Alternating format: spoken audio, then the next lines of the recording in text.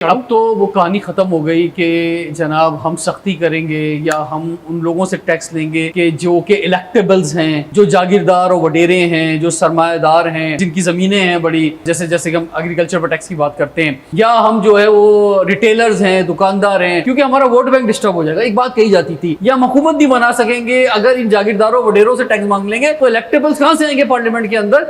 तो अब तो ये कहानी खत्म हो गई। अब तो सबको पता है इलेक्शन कैसे होते हैं। पहले तो छुप छुपा के बात होती थी, अब तो ये बात अंडरस्टूड है। तो इसका मतलब ये है कि अब आपको फिक्र करने की जरूरत नहीं है। मैं तो कहता हूं शहबाज शरीफ साहब से कि आप इस दफा नहीं, उससे अगली दफा भी वजीर आजम होंगे। सारी सूबाई हुकूमतों से कहता हूं कि आप जनाब आ गए, 50 साल के लिए आ गए, समझ लें आप। जब तक जिंदा, जब तक हुकूमत के अंदर रहेंगे आप लोग जो हैं, तो फिर किस बात का डर है। अभी अगर मुल्क के मफाद के लिए आपको जहां जहां से टैक्स लेना है, उस पर आप जो है वो सख्त रवैया अपनाएं और वो टैक्स कलेक्ट कर सके, ताकि दुनिया में हमें भीख ना मांगनी पड़े और हमारे पास इतना रेवेन्यू जमा हो जाए कि हम अपने कदमों पे खड़े हो जाए। टैक्स जब जमा हो जाए तो फिर आपने क्या वो वीआईपी गाड़ियां खरीदनी है सारे ब्यूरोक्रेसी के लिए, हुकूमत को लैविश तरीके से चलाना है, या फिर जो फिर पैसा लगता है चाहे सड़क पे लगे या तरक्याती काम में लगे, उसके अंदर वो आधे ज्यादा पैसा करप्शन में चले जाना है। अगर वो जाकर जो है वो इस तरह खर्च होना है, तो फिर भाई ये भी ना करें जो मैं डंडे की बात कह रहा हूं। तो ये पूरा सिस्टम ठीक करना होगा सर, ये पूरा इकोसिस्टम भी खराब है।